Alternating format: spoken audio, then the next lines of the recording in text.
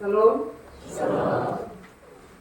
Selamat sore bagi kita semua, selamat berjumpa bagi kita semua dalam ibadah peneguhan dan pemberkatan bagi 5 pasang mempelai.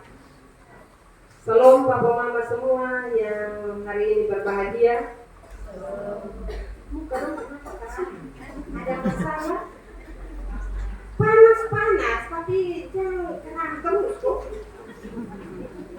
Kita lihat mau Bapak Mama tidak ada masalah.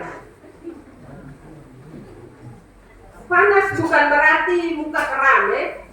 Kita marah dengan siapa? Kita ada di dalam gereja berarti 1 jam marah 1. Walaupun mungkin tadi datang ada sedikit sone enak. Nah ini sudah di dalam Tuhan. Jadi terbuka sudah. Pesta Tuhan bilang taruh hati sukacita, damai sejahtera supaya firman masuk dan dapat tempat. Kalau sonde keram, hati keram, maka firman lewat. Karena itu ada sukacita sekali lagi untuk 5 pasang. Ada sukacita. Firman terus katakan ini dia jawab sejahtera. Ya, kenapa Tuhan tahu ya. Baik Bapak Mama, tema renungan untuk kita sore hari ini yaitu kasih dan kesetiaan dalam pernikahan. Sekali lagi, kasih dan kesetiaan dalam pernikahan. Bapak Mama, saudara-saudara yang saya kasihi dalam Tuhan, dalam setiap pernikahan terdapat 2 unsur yang sangat penting, yaitu kasih dan kesetiaan. Dan dalam kebenaran firman Tuhan ini ada beberapa hal yang akan kita renungkan. Dari 2 ayat ini ada 4 hal yang akan kita renungkan. Yaitu yang pertama, kasih sebagai dasar pernikahan. Bapak Mama kita semua orang tahu, kasih itu adalah fondasi utama dalam setiap pernikahan.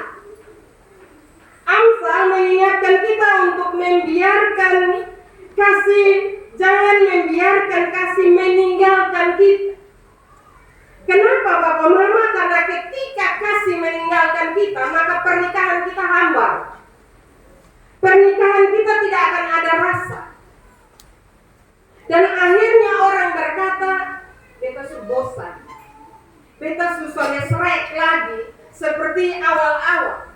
Itu kenapa Bapak Mama? Karena kasih bukan lagi menjadi fondasi di dalam orang membangun kehidupan rumah tangga. Karena itu sekali lagi kitab Amsal mengingatkan kita agar jangan kita membiarkan kasih itu meninggalkan kita. Kasih itu harus tetap hidup dalam kehidupan kita. Bapak Mama, kasih yang dimaksud bukan hanya sekedar perasaan, tetapi sebuah komitmen yang nyata untuk mencintai pasangan kita masing-masing. Ketika kita mengambil keputusan untuk mencintai pasangan kita, maka mencintai rasa kasih itu Bapak Mama jangan sampai hilang dari kehidupan kita. Dia harus terus hidup. Harus terus kita bangun kasih itu dalam kehidupan rumah tangga kita walaupun usia kita semakin bertambah.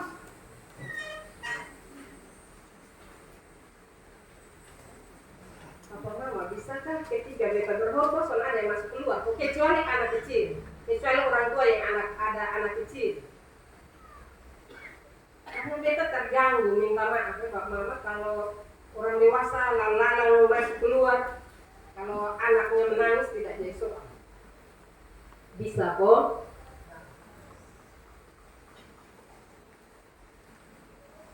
Bapak Mama, saudara-saudara yang saya kasihi dalam Tuhan kita Yesus Kristus, dalam hubungan suami istri, kasih itu harus diwujud nyatakan dalam tindakan, tetapi juga dalam kata-kata kita.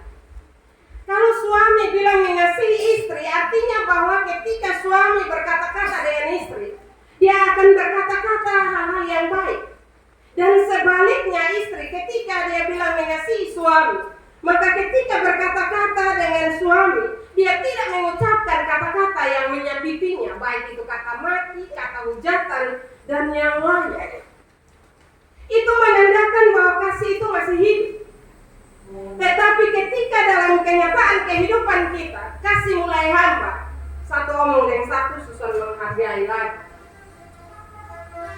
Pakai mati saja baru omong, panggil orang bernama. Nah itu menunjukkan bahwa kasih yang ada dalam kehidupan kita itu mulai hambar. Dia pun rasa mulai berkurang. Karena itu sekali lagi, kasih itu harus tetap hidup dalam kehidupan suami istri. Walaupun sutua, walaupun mungkin awalnya badan kecil, tapi akhirnya badan jadi besar, kasih tetap harus hidup. Jangan mengungkapkan bahwa dulu memang dulu ini langsing bagus, sekarang sudah langsung. Kenapa kok olok seperti itu? Karena itu Bapak Mama, kasih itu akan tetap hidup walaupun apa kondisi kehidupan kita. Baik suka, baik duka, kasih harus hidup. Dan harus punya komitmen, harus punya janji. Untuk 5 pasal ini, hari ini berjanji di hadapan Tuhan. Kasih itu harus tetap sampai maut memisahkan Bapak Mama. Jangan bakalai sedikit kasih seluntur, jangan. Kasih harus tetap hidup. Bapak Mama, saudara-saudara, ketika kita mengikat kasih kita kepada pasangan kita, dan kita akan berjanji untuk saling mendukung, saling merawat satu sama lain, baik itu dalam suka maupun dalam duka, maka rumah tangga kita akan segar. Rumah tangga kita, walaupun mungkin ada bakalai sedikit, tetapi rumah tangga kita akan segar.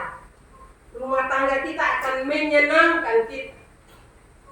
Kalau sonde nanti ada suami yang bilang begini, lebih baik jadi orang lain di rumah bebas nyaman daripada tinggal dalam rumah ini kayak dalam neraka sah. Nah, karena itu mama dong, ketika bapak dong ngomong begitu berarti tanda awas. Jangan mama dong emosi, oh lu pisu, kau mau lihat selalu, tutupi terus. Jadi karena itu bapak mama, kalau mulai ada kata-kata seperti itu kembali merawat kasih. Apa yang kurang dalam kehidupan saya? Baik itu suami, baik itu istri. Ketika kasih mulai hambar, mulai kembali sadar bahwa dulu kita pernah berjanji di hadapan Tuhan untuk mengasihi satu dengan yang lainnya sampai maut memisahkan. Karena itu rawat kembali kasih itu, hidupkan kembali kasih yang mulai redup itu. Hal yang kedua, kesetiaan sebagai komitmen seumur hidup. Berjanji untuk hidup bersama, hidup setia satu dengan yang lainnya itu seumur hidup. Artinya bahwa sepanjang hidup, sepanjang nafas itu Tuhan masih beri bagi Bapak Mama, maka harus saling setia. Jangan di muka lain, di belakang lain. Jangan di rumah ada baik-baik, tapi di belakang sana ada sayang betua yang lain, sayang batua yang lain. Setia. Kenapa Bapak Mama kesetiaan itu begitu penting dan begitu mahal dalam kehidupan setiap orang yang menikah? Karena ketika kesetiaan itu ternodai, maka kehidupan rumah tangga kita tidak mampu mempertahankan janji kesetiaan kita kepada Tuhan. Karena itu jangan anggap remeh kesetiaan ya Bapak Mama. Banyak ini kehidupan rumah tangga saat ini banyak yang hancur itu karena tidak saling setia. Anggap remeh kesetiaan itu. Karena itu setan masuk dan akhirnya membuat suami istri tidak saling setia satu dengan yang lain. Hidup dalam kebohongan. Karena itu belajar dalam kebenaran firman Tuhan ini Bapak Mama. Amsal bilang, kalungkanlah itu pada lehermu dan tuliskan itu pada loh hati. Bapak Mama, saudara-saudara yang saya kasihi dalam Tuhan kita Yesus Kristus, kesetiaan adalah kunci untuk mempertahankan pernikahan. Amsal 3 ayat 3 hingga ayat yang keempat mengajak kita untuk mengikat kesetiaan pada leher kita. Ini menunjukkan betapa pentingnya kesetiaan dalam kehidupan pernikahan. Dalam pernikahan kita berjanji untuk setia satu sama yang lain. Tidak hanya dalam ikatan tetapi juga dalam tindakan. Kesetiaan berarti menjaga hati kita dari pengaruh luar yang dapat merusak hubungan pernikahan kita. Saling setia sekali lagi maknanya dalam kehidupan orang yang menikah itu adalah menjaga hati. Menjaga hati dari pengaruh luar yang dapat merusak hubungan kita. Saat ini banyak orang Kristen tahu itu. Supaya jaga hati agar kesetiaan itu tetap terpelihara. Supaya tidak mudah dirusak oleh berbagai pengaruh yang ada di luar. Tetapi justru itu hanya sebagai sebuah pengetahuan belaka. Sehingga kita memberi hati bagi pengaruh-pengaruh yang ada di luar. Kita nonton di TV, para artis bercerai, ini juga mempengaruhi kehidupan rumah tangga Kristen. Banyak rumah tangga Kristen juga mudah bercerai, tidak setia. Mulai omong, mulai mengeluarkan pendapat-pendapat yang sudah tidak sesuai dengan iman percayanya kepada Tuhan Yesus. Mertua susunnya secantik dulu lagi. Dan banyak hal yang cari-cari alasan untuk menutupi kejahatannya, untuk tidak setia satu dengan yang lain. Saya suka bilang kepada jemaat bahwa dari dulu kenapa son tahu bahwa mertuanya itu kan cerewet dan seterusnya. Kok sekarang baru mulai itu jadi alasan. Karena itu saya berharap kepada 5 pasang ini. Kelima pasang ini hidup sama-sama, artinya saling baku tahu. Karena itu jangan sekali-sekali mengungkapkan kesalahan-kesalahan dan itu dijadikan alasan untuk tidak saling setia satu dengan yang lain. Hari ini Bapak Mama akan berjanji untuk setia satu dengan yang lainnya, bukan saja di hadapan pendeta, tapi di hadapan jemaat dan juga di hadapan Tuhan. Ketika Bapak Mama tidak setia dan ketika Tuhan memanggil kembali Bapak Mama, pasti pertanyaan itu dipertanyakan. Saya belum sampai di surga, tapi saya pastikan pertanyaan itu akan ditanyakan. Karena itu jangan bilang, hai aman sama pendeta, belum, tidak nyaman. Ketika kita tidak saling setia satu dengan yang lainnya. Bapak Mama, kita menghargai komitmen yang telah kita buat di hadapan Tuhan, para saksi dan juga jemaat. Hal yang ketiga, meningkat kasih dan kesetiaan dalam hati. Amsal 3 ayat 3 hingga ayat yang keempat mengajak kita untuk menuliskan kasih dan kesetiaan di loh hati kita. Ini adalah panggilan untuk menjadikan kasih dan kesetiaan sebagai bagian integral dari identitas kita sebagai orang-orang percaya. Sebenarnya sebuah identitas bagi suami istri. Nah, karena itu yang namanya identitas, bagian yang integral dari identitas setiap orang yang menikah, Bapak Mama. Maka jangan jalan-jalan ketemu ame satu orang bilang begini, beta ini bujang, belum menikah, status di FB belum menikah, masih sendiri. Mama ini dikenal di sunikah mah, karena ada status begini. Karena itu Bapak Mama saudara sekali lagi, kasih dan kesetiaan adalah integral sebagai sebuah identitas bagi orang yang menikah. Karena itu jangan bilang begini, mempendeta itu hanya status saja. Tidak. Status itu menunjukkan pribadi orang. Status ini itu menunjukkan identitas orang. Karena itu jangan coba-coba menyangkali dan bilang belum menikah. Atau bilang istri itu kawan. Padahal itu istri itu adalah pendamping hidup.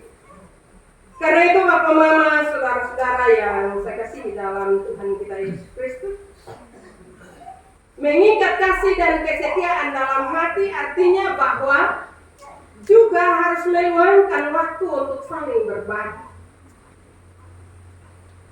Meluangkan waktu untuk saling mendengarkan, saling menghargai satu dengan yang lain.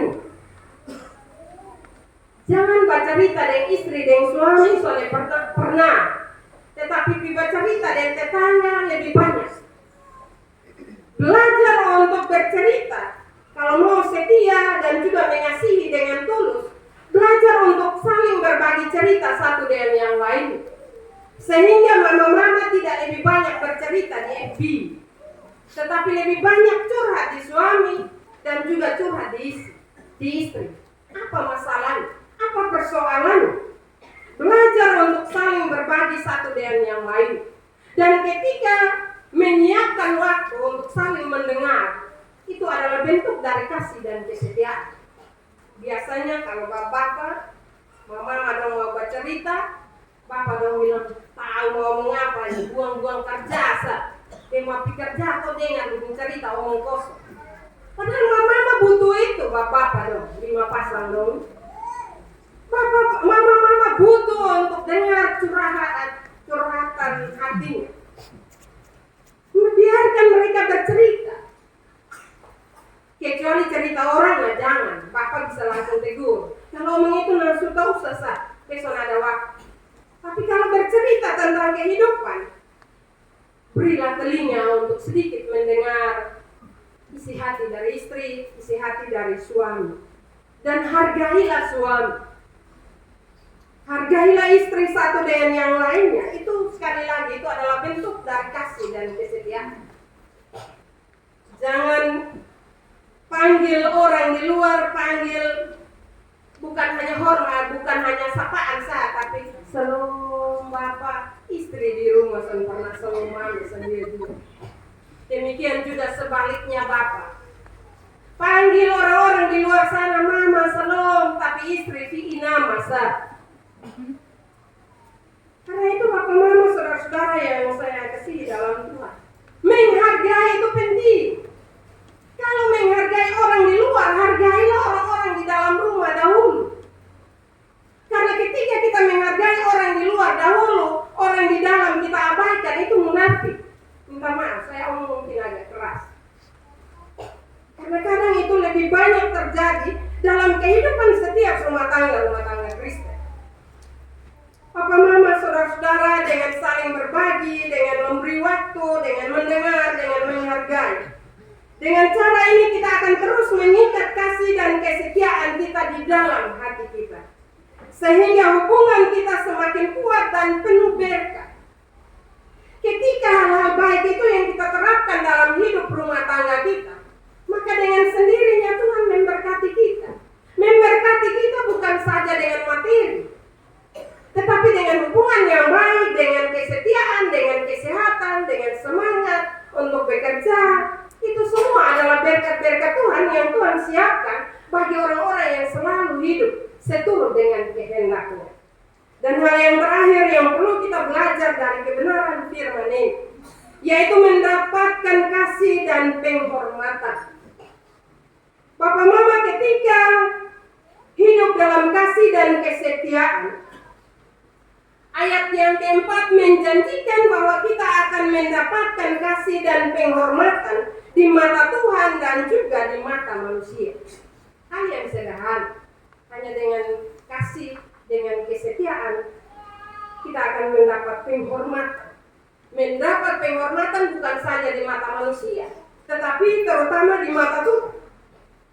Karena itu Bapak Mama, saudara-saudara yang saya kasihi dalam Tuhan kita Yesus Kristus, pernikahan yang dibangun atas dasar kasih dan kesetiaan akan menjadi contoh dalam kehidupan keseharian kita bagi orang lain, terutama bagi anak-anak yang Tuhan anugerahkan dalam kehidupan pernikahan Bapak Mama saudara-saudara. Hari ini akan ada 3 orang anak yang dibaptis. Mereka akan jadi apa? Tergantung orang tua, tergantung bapak dan mama. Kalau kita mau anak jadi baik, berilah teladan yang baik. Jangan habis nikah, bapak mama terus hilang dari gereja. Kalau hilang dari gereja, nah jangan mau supaya anak tiap minggu di sekolah minggu, susah bapak mama. Kalau mau untuk tetap ada di gereja, anak dong punya masa depan yang baik, diberkati oleh Tuhan, maka bapak mama harus tunjukkan contoh duluan. Misalnya ada anak-anak kecil, sekolah minggu itu adalah kebaktian anak dan remaja itu dong gereja. Orang tua punya gereja, ya hari Minggu itu kita datang gereja, tapi mereka juga punya gereja, yaitu lewat sekolah minggu. Istilah sekolah minggu itu susah kita rubah ya, padahal itu namanya kebaktian anak dan remaja. Karena itu tanggung jawab bapak mama untuk antar itu anak datang gereja. Siap kok 5 pasangin.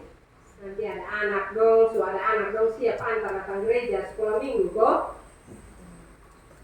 Harus punya komitmen itu. Kalau mau masa depan baik, anak-anak masa depan baik, bawalah mereka. Karena Tuhan bilang murid-murid marah, orang tua bawa anak-anak, Tuhan bilang jangan. Tuhan marah ini murid-murid. Artinya bahwa anak-anak begitu penting di mata Tuhan.